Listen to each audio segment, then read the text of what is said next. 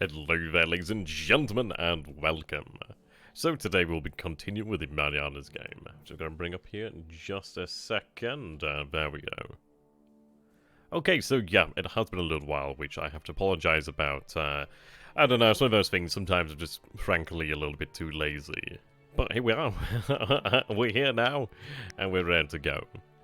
It's been interesting so far. The last turn was pretty damn quiet, actually. Was I suppose the quietest we'd actually seen it, really, which was interesting. Right, I'm looking for one. Yep, so go ahead and watch the replay there. And we'll see what happened. Hopefully good news, hopefully good news. I mean, I've been kind of sick of my guns by keeping the carriers pretty damn close to the actual landing forces. But the landing forces are actually headed to begin this turn. The entire rationale behind that being, well, we can rest them, we can burn off the disruption, burn off that fatigue to some degree, and we can go in with larger amounts of forces, a greater degree of force. And we're not burning all this fuel by keeping them basically waiting around. We should maybe see, right, Task Force 70 encounters. So, okay, this looks to be our destroyers, I do believe. Japanese lookout spot, yep, okay. Allied Task Force locates a Japanese Task Force over here then. So one of them is a little bit damaged there. I do imagine these are American destroyers here. Nighttime service combat. Okay, they're about to begin opening fire. Task Force breaks off. Okay, so obviously the Kahuku Maru pulled out there. That's fine. It is interesting to actually see that we do have this surface encounter to begin with. Kahuku Maru over here. Look at that. The SS Jack over here opening up with her gun, which is really quite interesting. So she's just firing the 50 cals here at the moment, which is intriguing. But the interesting... Yep, there we go. The 5-inch gun, was it about 3-inch gun? I think it's a 3-inch gun. She is receiving some return fire, but... yeah. She should outgun the Kahuku Maru, potentially. But the interesting thing is that she was forced into this interception then with the SS Jack over here then. Hit but no explosion there, and there we go. The Mark 14 does decide to work again. But yeah, she's pretty much going to go down there. But that's a nice little prize. 40mm ball falls opening up there, 20mm Orlican. But yeah, there we go, that's nice. Attacking over surface there. 12 shell hits, 1 torpedo, yeah, she's not going to make it out of that. Oh, yeah, there we go. RO-112. Attacking the destroyer named after myself. And it's not Hopkins. Is that Mousetrap?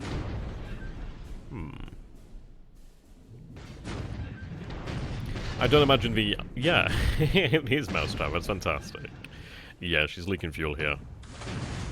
Depth charges. Yeah. It will be interesting to see whether we actually see the Japanese heavy cruiser force of the surface force actually approaching Pagan again. Now, we do have far more in the way of actual naval search over here, and theoretically, we did move some Corsairs over to Pagan as well, so theoretically we might have a greater combat air patrol over, well, yeah, indeed, over Pagan as well, which could be very nice. But the fact is, it means that we can actually have the carriers look after themselves to a degree and be shipping in the area, not so much actually having to babysit the island per se. But it will be very interesting in the near future, I can imagine.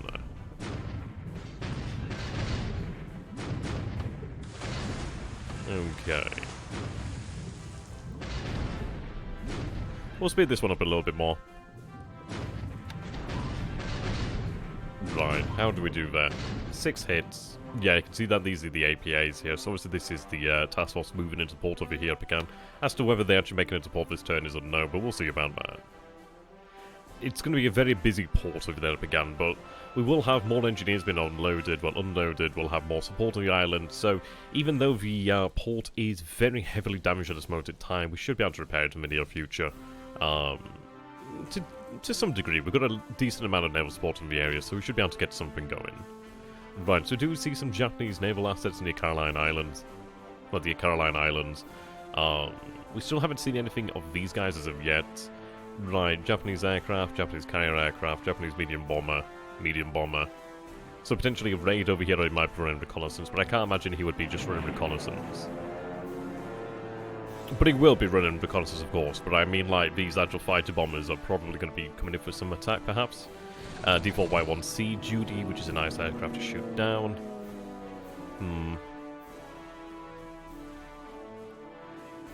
But yeah, I mean, some would argue that it would be more pressing to go ahead and hunt down the Japanese carriers, almost said the American carriers, the Japanese carriers. But as far as I'm aware, we do have more time in the actual scenario here.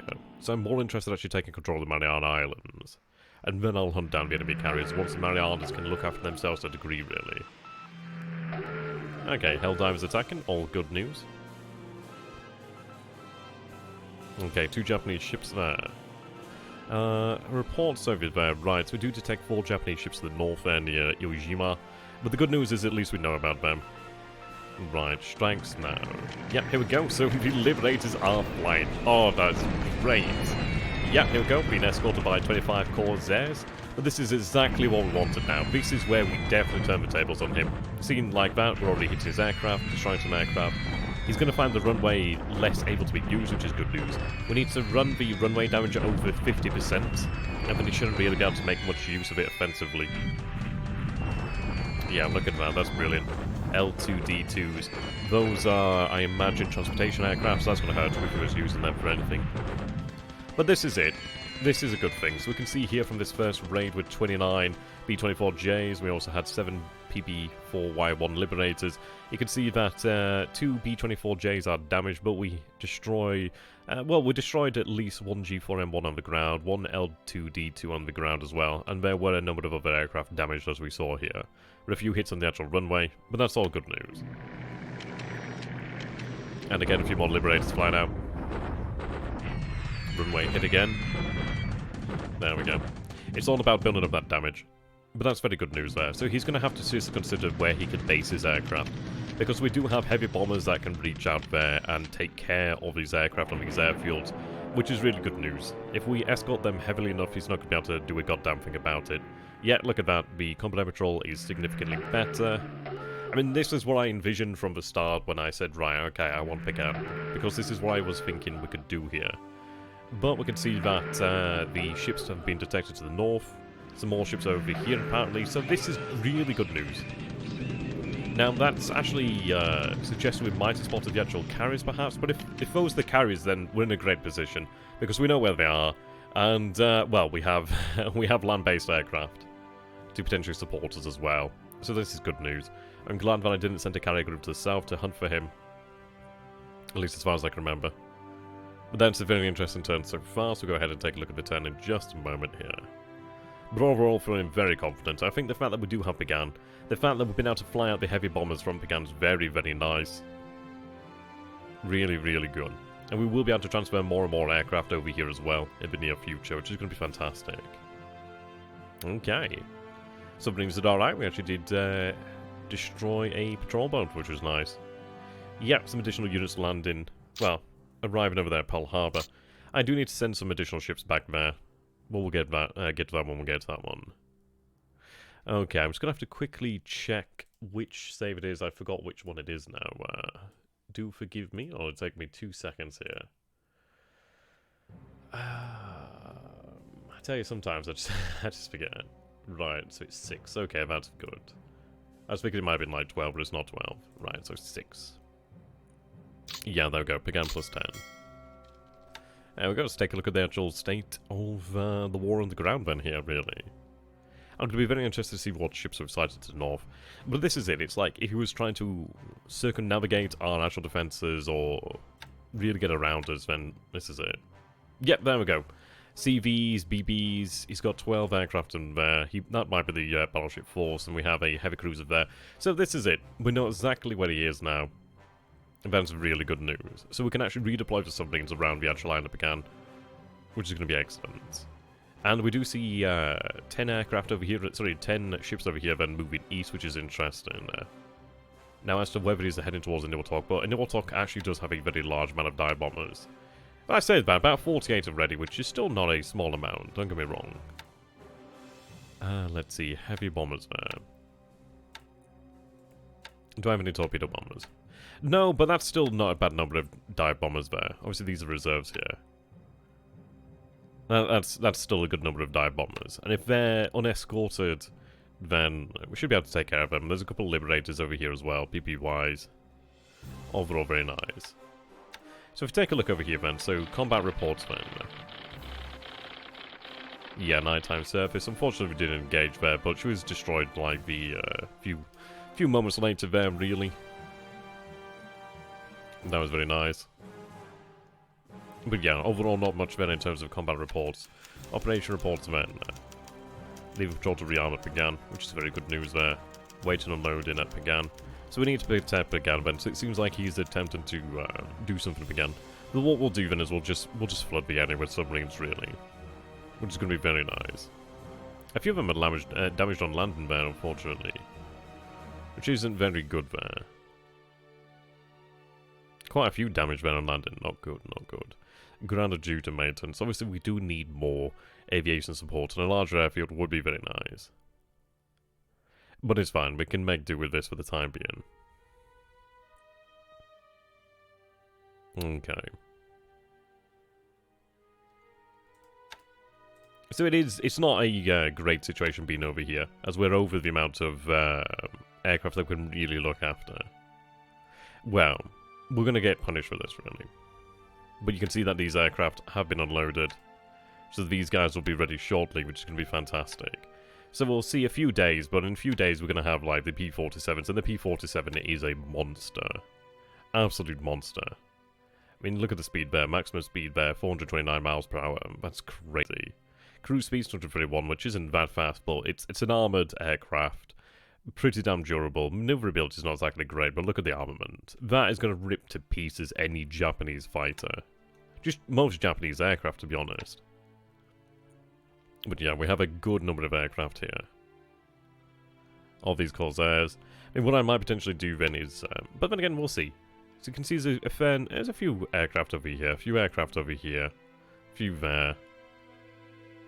So it's got 8 units over here, man. It's got 21 over here. I mean, that's where the majority of his aircraft are, Palilu.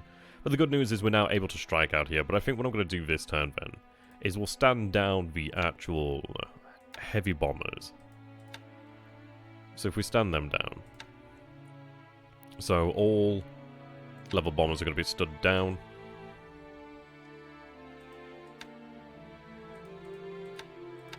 Right, there we go. Right, so you notice there that we can actually handle the amount of aircraft here now due to the fact that bombers have been stood down, which is good news. Now, we do have more of these aircraft. Obviously, these aren't active as of this moment in time, so it doesn't particularly matter. But,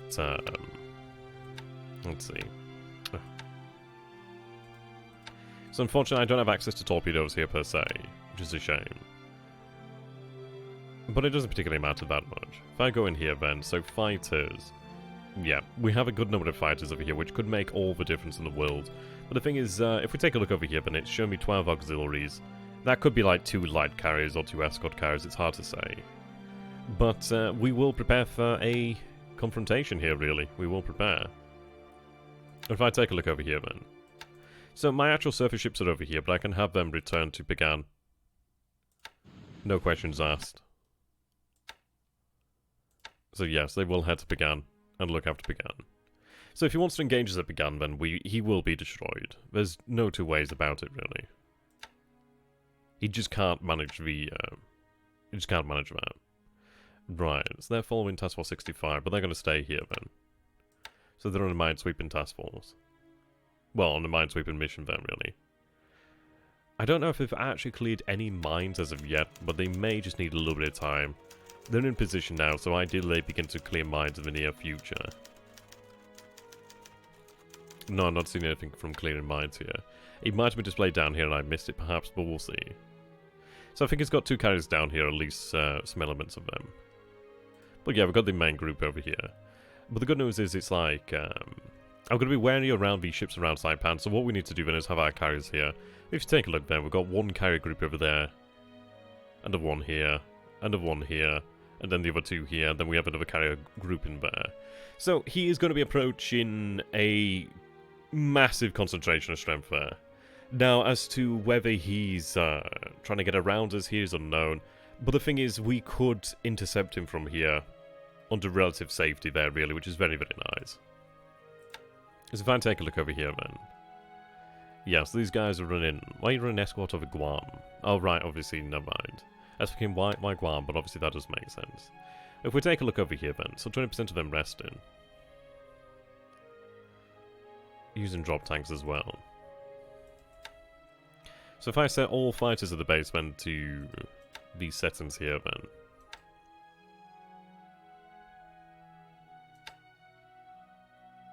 Okay, it's a bit weird. But that's like 100% of the squadron being used there. So 38% of them will be running combat air patrol of the actual base, 50% of them will be running long-range combat air patrol, which means I could have them explicitly guard a task force. But at least in this method they may join battles if it's one of these. I don't know which force might be attacked. But I think really what we do here then is look to just concentrate our strength in this area here. But the good news is I know where he's coming from, so I can deploy the submarines effectively to counter that. So you can see he is moving southeast, northeast. So what I'll do then is I'll look to shift a few of these submarines over this way. Not too terribly many of them. Just want to make sure that Pagan is well protected. But like over here, it just gives us the ability to attempt to attack the enemy. So he's going to be probably moving to about this position here.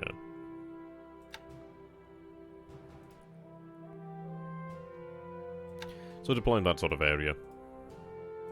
These submarines are more like opportunists really. Not really expected to land any hits, but they're really just trying to get in the way if they can.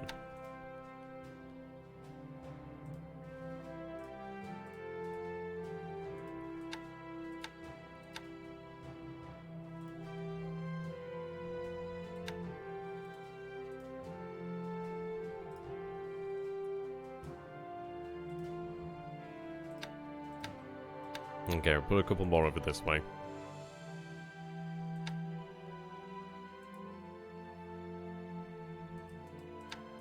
Okay, if we take a look at that, so you can see this area is going to be well patrolled.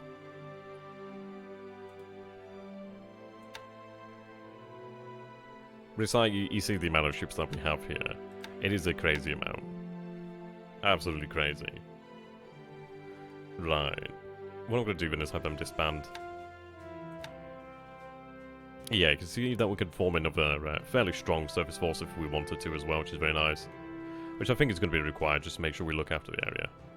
But if we take a look over here then, so you can see the amount of troops that we actually have here now is... It's really growing as a base. It is definitely growing. These are all like amphibious. So these are all going to be put to combat. They're going to take some time to unload. But once we do have them ready, then it just really accelerates the pace at which we can really do anything here. Right, so these are just tanks, so they're going to go and rest. Tank battalion, they're going to rest. I mean, what I'll do here then is infantry, they're all resting. Armor, they're going to rest. But these are, okay, these guys are in here as well.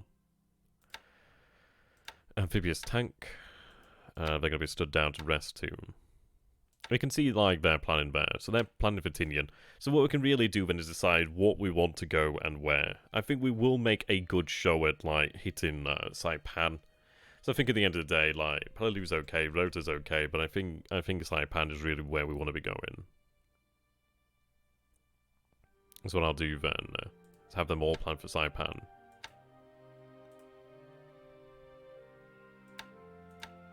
There we go, I mean, these are like 20s, which is very nice. Artillery, not here yet. Engineers. So these guys can be on combat mode. And the good news is, it's going to give us additional aviation support there. Additional engineers here, which is just brilliant. It's just all good. It's all good.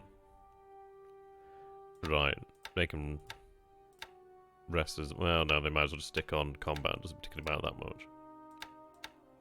There we go. So you can see here that at the actual base, then we have 69 engineers now, engineer squads and 12 engineer vehicles, which is really nice. That really gives it. That will probably give us something like I think a engineer vehicle's worth like, is it 5 engineer squads or something? I forget how much it is, but we're not doing bad. Maybe like 100 engineers equivalent or something of that sort of nature. see aviation support is actually where we need it to be. Support's not far off. But yeah, you can see the airfield is almost repaired now, which is excellent. Very nice.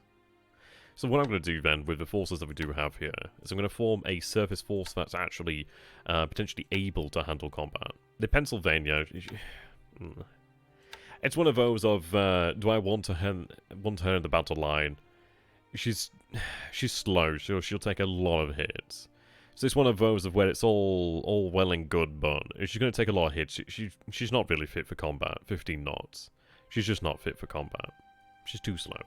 Would be nice to have her armor, but I think it's one of those where she's going to be destroyed, really. Okay.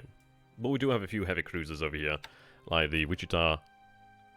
I mean, she's not as well armored, but she still is armored, like 150, 62, 150. She's got comparable armor to Megami class Japanese heavy cruiser, and Megami having about 145 belt, I think it is.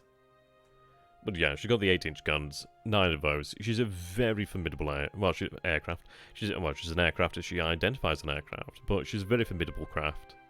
AA is fantastic. Yeah, and we have a number of them. So Wichita, Baltimore, Boston, Canberra, which is Baltimore class there. So yeah, I mean, those are practically our capital ships here. I mean, I could have the Pennsylvania, but it's going to be bad. Because then these guys they're not able to make the most of their speed. I mean, these are all Baltimore class heavy cruisers, I believe. Well, that's a Wichita class. That's a Balti. That's a Balti. That's a Balti. They're all able to make, yeah, the same speed here, so that's nice. So all I do now then is just give them a whole bunch of destroyers, but not on you, because you're a little bit too much damage. On you, I should say. Let's see if I've got any unassigned ones first. Doesn't particularly look like it. No, that's fine. That's what I'll do then. DD.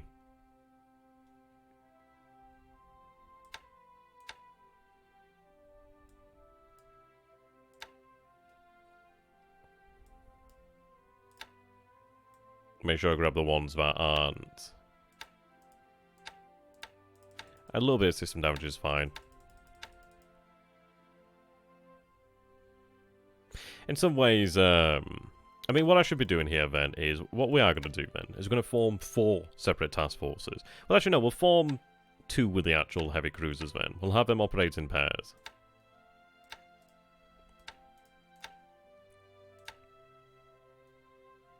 Yeah, so we'll have Wichita, well, Wichita. I think it's Wichita. Goddamn, you Americans, like, name your states like weird things. And then pronouncing it weird. Right, so I'm going to go for a max of 8 ships in here. So that's 2 heavy cruisers, 6 support and destroyers. Right, so they're set to normal threat threshold. And they're going to patrol around again.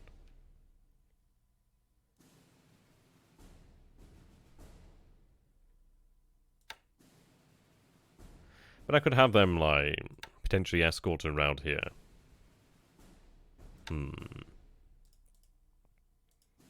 I'll have them set to reaction free. So I'll have them patrol around this general area.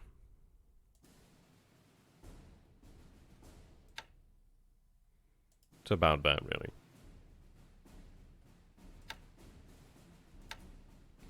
Then with these other assets, do the same.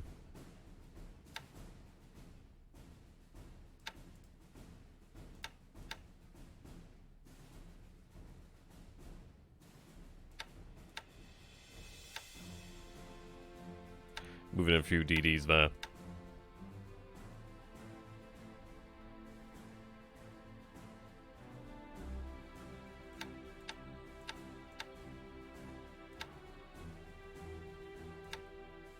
There we go, that's another 8 ships there. So that's in Boston and Canberra. Leading 6 destroyers there.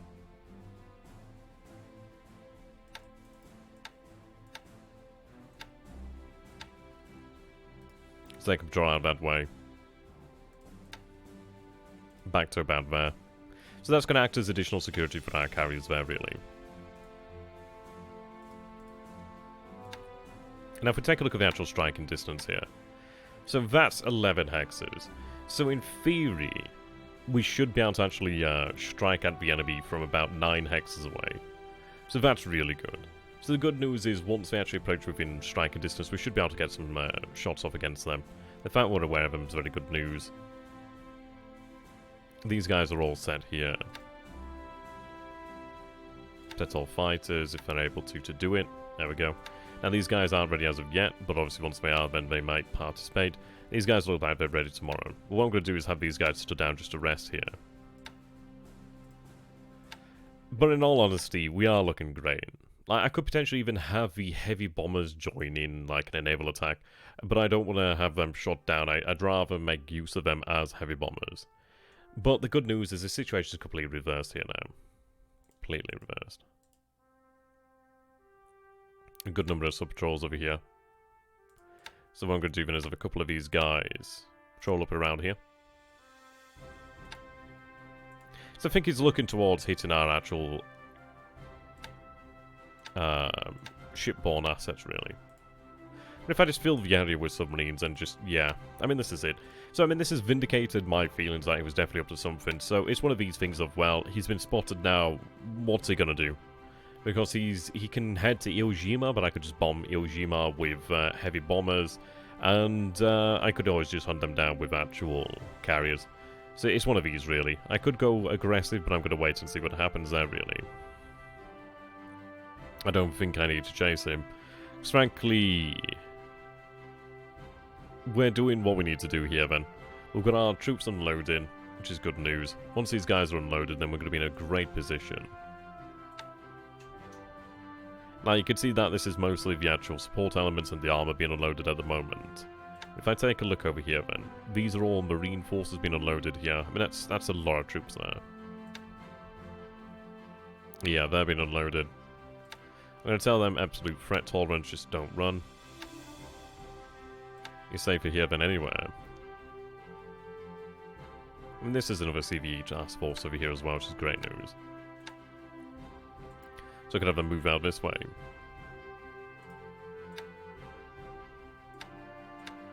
I have to put a couple more destroyers in here. Or destroyer escorts would be quite nice, actually.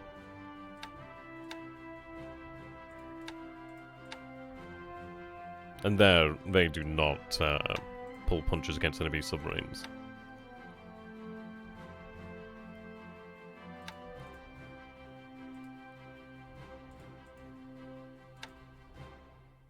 We are getting a little bit low on fuel over here, but we are okay. I can definitely share it out, and to be honest, what I'll do is, we don't need to go too far. So I'll have the fuel shared here.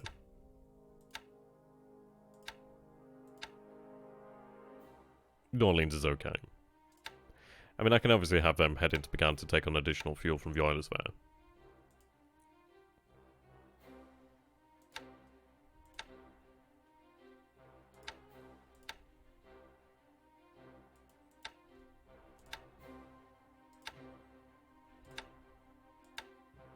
In fact, I might just have you follow then.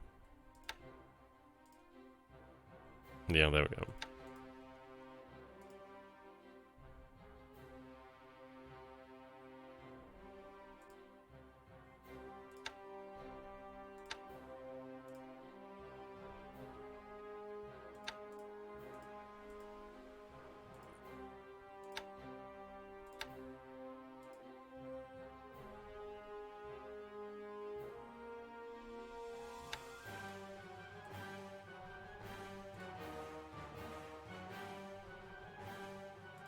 And what I'll do then is actually change this into 2 groups.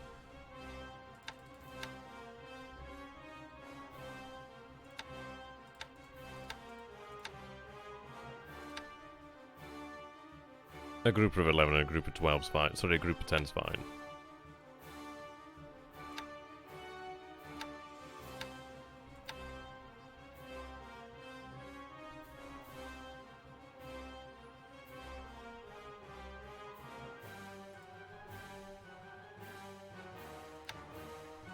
It's one of those, I don't want to be too close to the island to where I could be potentially intercepted, but I don't want to really give him too much of a leeway on the approach, really.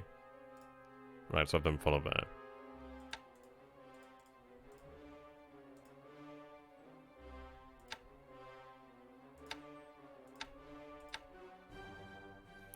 Have them head about bearish.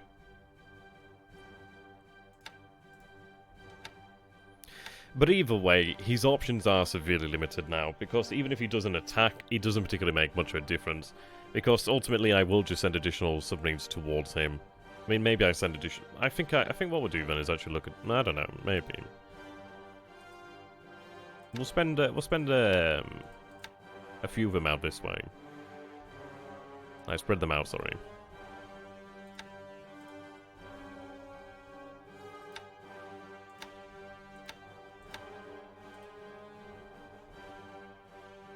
But ultimately, if he comes close to the actual island began, then we will strike at him. It's just you can't avoid that.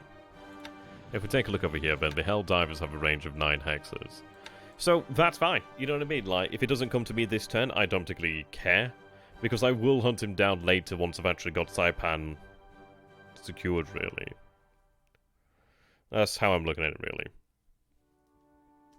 like. If we play his game, and his game is really, oh, chase me, chase me, chase me. Leave your assets, leave your vulnerable forces unsecured and chase me. I don't need to. Like, we are beaten up on this submarine arm over here, and even more so now with the actual patrol aircraft over here. Since these guys arrived, then the tables have sincerely turned. You can see that we've only got a few here available, but we do have a total of 72 potentially ready. The thing is, once these guys are out here, they're attacking, you know what I mean? They might be on naval search, but they're still capable of attacking. So he's going to find it soon that it's just intolerable for him to be here, surrounded by this much American air power. And each and every day, the base began receives additional repairs, which is fantastic, because then that means that we're able to do more with the base. I'm able to get more troops to the base, I'm able to get more support to the base, which is all good news. You can see that we have a capacity of 60,000 men, but we'll probably hit that sooner or later, but it doesn't particularly matter that much. You can see here, supply limit 197,000, I've only got 34,000 tons, but obviously in the actual shipping docked here, we've got plenty. There's a good few thousand tons more. In terms of fuel, there's a lot of fuel here, whole lot of fuel that I can make use of. Like, these oilers are going to be here and available to fuel our forces, and the support elements are here too, which is great. So what I'm going to do then is auxiliaries, load 10 is on the list. One ship was loaded apparently. Mount Hood's got a little bit there, but yeah, what we'll do then is each turn we'll just have it load the tender until we get to the point. The port's very busy at the moment in time. The good news is you can see that we have 190 naval support here. We're going to have more naval support in the coming days as well, which is great news. But yeah, it's great. I mean, these ships over here, they've been harassed pretty consistently. Supposedly these guys are heading east. As to whether they are or not, I'm not entirely sure. But even if they do go east, I'm going to be able to potentially hit them as well.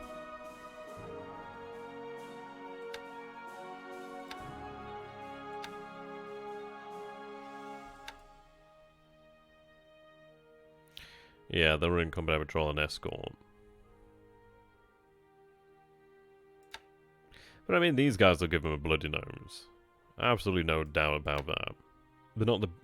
Well, this is it. It's not the most of them, the greatest number of them, but they'll give them a bloody nose. They're armoured, they've got durability, and the thing is with the Japanese is the AA is exceptionally poor.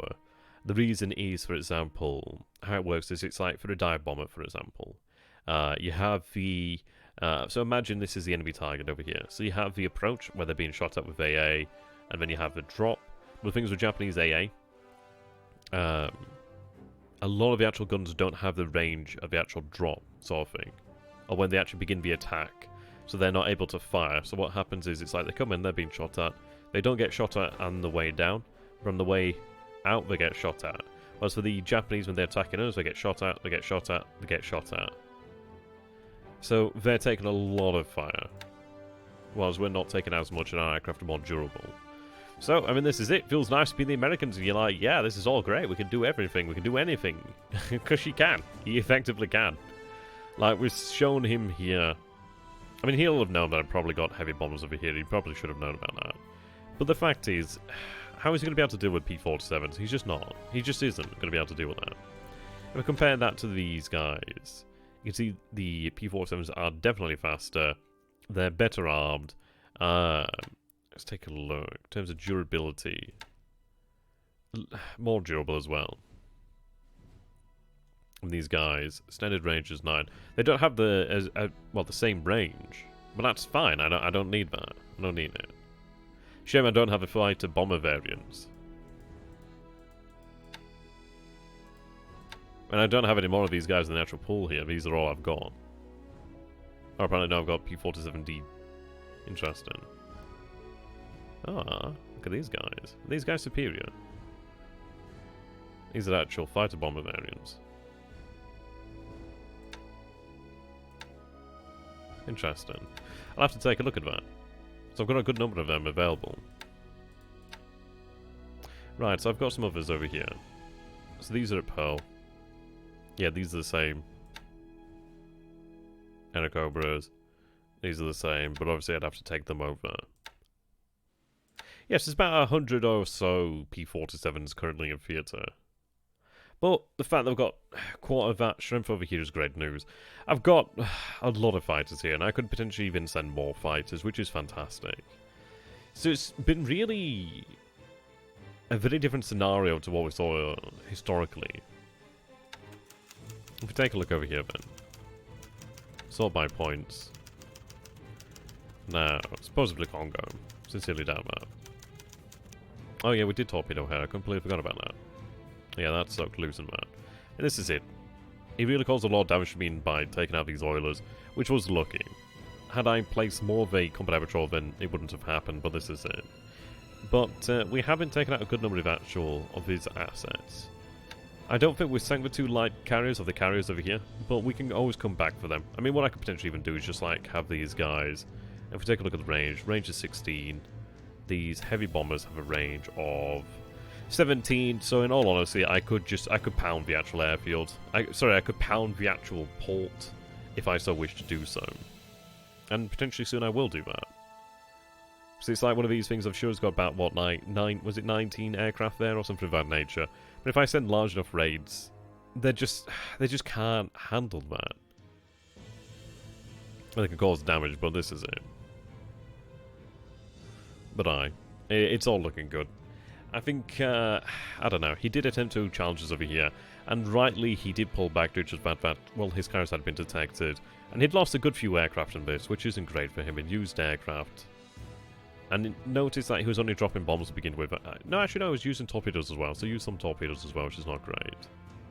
But yeah, he's been figured out, he's been identified, and the fact is, with naval detection over him already, it means that our aircraft are significantly more capable of actually defending the area, which is good news.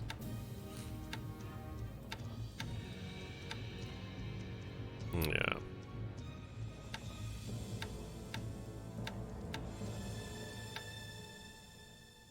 It's all good. It's all good there. Beyond that, we're just going to wait for our troops to unload over here. But you can see here, for example, like disruption there, 45. Obviously, there's more troops to be unloaded, but you can see that we do need to rest these forces. Like, these guys need to recover. Obviously, because I didn't have them plan. We paid for that. We've not having them planning when we landed here. These guys are recovering, which is good news. They're in a base with lots of fuel, with lots of supply and lots of support. So they'll recover, and they'll be usable, and they'll be in a better position to attack over here. Like, sure, it's got 55,000 men, but if we're able to actually hit the island with significant amount of heavy bombers prior, actually have bombardments round the clock, and that's entirely possible, because once we get the AKE set up, then that means we can have round the clock bombardments, and yeah, it's all bad news for him. So that round the clock bombardment is going to continually chip away his forces, the heavy bombs are going to continually chip away at him, and also going to take some horrific casualties on the landing there more than likely. But once that period is over, and we're established on the island, then we will be able to make use of the armor. I mean, Saipan is jungle, which is ties 2 defensive terrain, I believe. So it's not great for armor, but the thing is we do have a lot of it, and we will make use of it. The amphibious armor will be great. The fact that we've got all these LCTs, LCTIs or LCIs, sorry, LCIs, LSDs, just, yeah, lots and lots of good stuff. Yeah, these guys are unloaded still. Well, look at all this, all these LSTs, all this supply being unloaded. It's all good. It'll take some time for us to get ready again. But that's okay. Right, so they're still unloading. Have them dock up. They're an SW. They're on surface combat.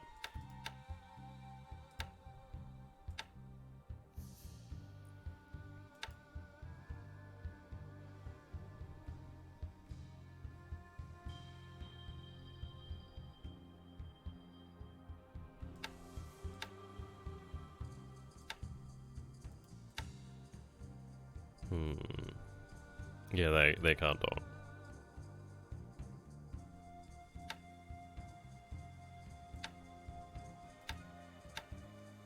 Well, yeah, there's a good amount of strength here.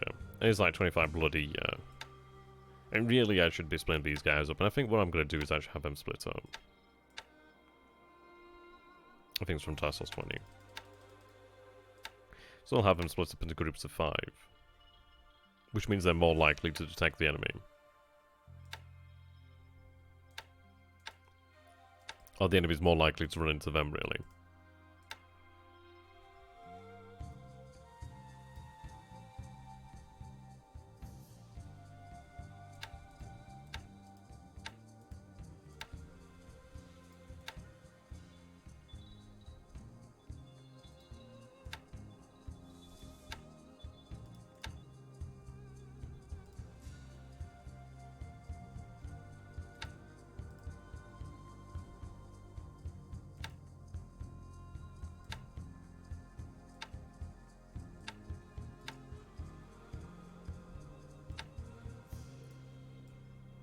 Honestly, it's weird having too much stuff. Like, I'm used to having different amounts of things, and this is like, it's almost like too much stuff.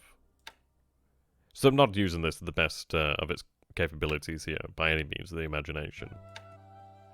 Well, any stretch of the imagination. But if it works, it works.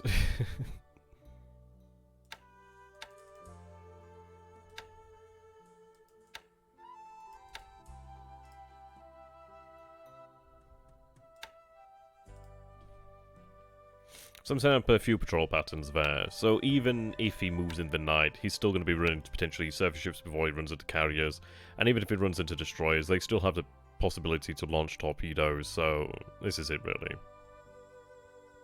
But there we go. Beyond that, unloading our forces. I mean, we've concentrated our assets over here.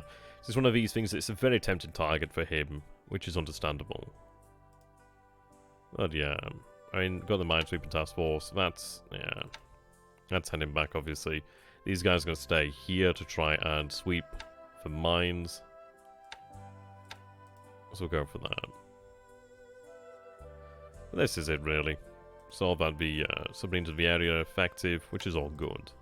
So, I'll call it there, because really there's not too much else for me to do. I could alter these patrol patterns, but obviously moves this way, we'd be able to hit him with the actual air power. But we'll see, we might get lucky and pick him off. But yeah, I mean, I can understand why he's moved forces around to try and, like, keep the fuel up, and because the thing is, it's like he's going to have to take on fuel from somewhere. So it's a very interesting scenario for him, but this is it.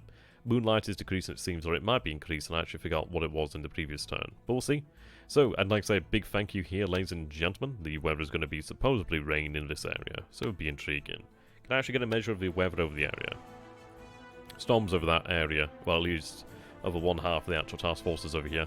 There's 4 ships over here, and there's 7 over here, which is interesting. But we might see Yamato and Musashi, who knows, it'd be really interesting. Until next time, guys, thank you so very much for watching. I do hope you have sincerely enjoyed this. And of course, if you have enjoyed this, please do consider becoming a patron of mine. It really does help me out, becoming a patron of mine, I should say. Subscribing to the channel. Subscribing on Twitch as well is always appreciated. Following on Twitch is always appreciated. And just share the videos, you know. Really does help me out. And let me know down in the description What is your favourite book or film about the Pacific War? Do let me know. I think one of mine... You know, it's really kind of bad, but I really do like the film Pearl Harbor. It's so over the top, but I remember watching it when I was young, and now it's like, it was the tits back then. You know what I mean? When I first watched it, it's like, wow. So before that, you see all these films about the war in Europe, but to see the war in the Pacific, it's something completely different. But there you go, guys. Until next time, thank you and goodbye.